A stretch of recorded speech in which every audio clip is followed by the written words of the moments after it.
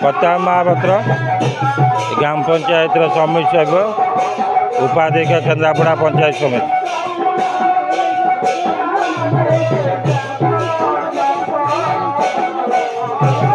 आमर जन्म नाला माँ बरगछ मूले सिंहासन स्थापना से पूजा पाते।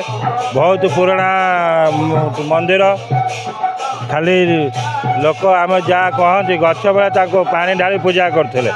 1996 मसीह से आम माटी पास कर ग्रामवासी किसी लोक 4टी पिलर दे छात पकई गोटे मंदिर निर्माण करते। छात घर को आई से बरगछ पुराणा बरगछ से मंदिर पछरे थिला तार दुनिया नंबा एरिया विस्तार कथा 1999 बात्यार से बरगछ उपुड़ी जाइला।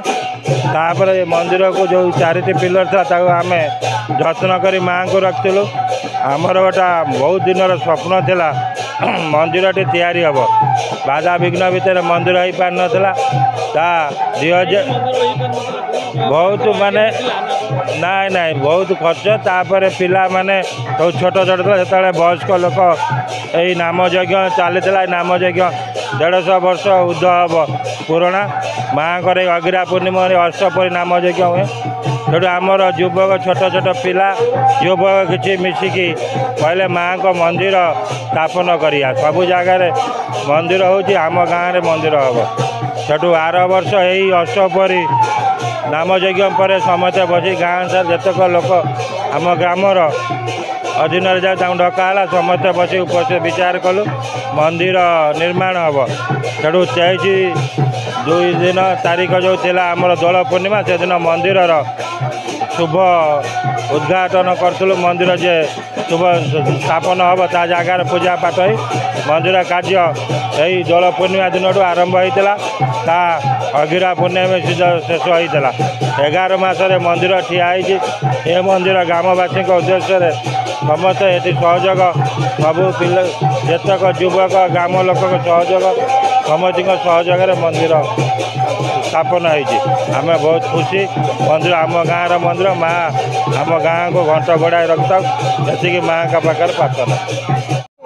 मु पीताम्बर महापात्र माँ बुढ़ी मंगलांकर पदसेवाकारी कपालेश्वर ग्राम पंचायतर आराध्य देवी माँ बुढ़ी मंगला 5 खंड इलाकार समस्ते माँ को मानती।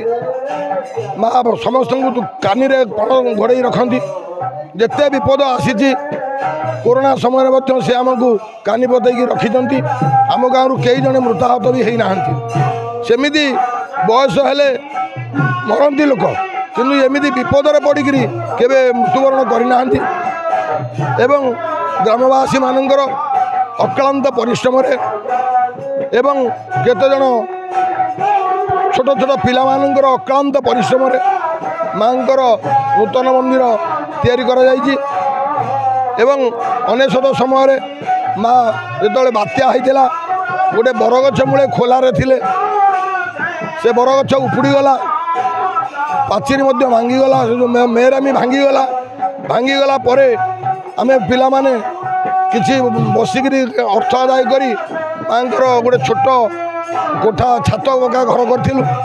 माँ से रोले क्रमश माँ सबू 7 भौणी भितर ये हूँ अग्रपूज्य बड़ भौणी सबू भौणी जाक मंदिर में पशिला बेले बहुत मन दुख थाए भावे आम हतभाग्य सन्तान आम माँ मंदिर कर दीर्घ 40 वर्षर प्रतीक्षा माँ आज पूरण कर ग्रामवासी मान अक्लांत परिश्रम एवं मो छोट छोट पुओ मानकर बहुत कठिन परिश्रम दिन राति सेवा करी माँ मंदिर निर्माण कर गत बुधवार दिन माँ शुभाधिवास गुरुवार दिन प्रतिष्ठा 4टा 16 समय माँ मंदिर विजय एवं पूर्णाहुति शुक्रवार पूर्णाहुति शुक्रवार अधिवास एवं नाम अष्टम प्रहर नाम यज्ञ रविवार हूँ उद्यापन यही सबू कार्य मान माँ उपस्थित होता है।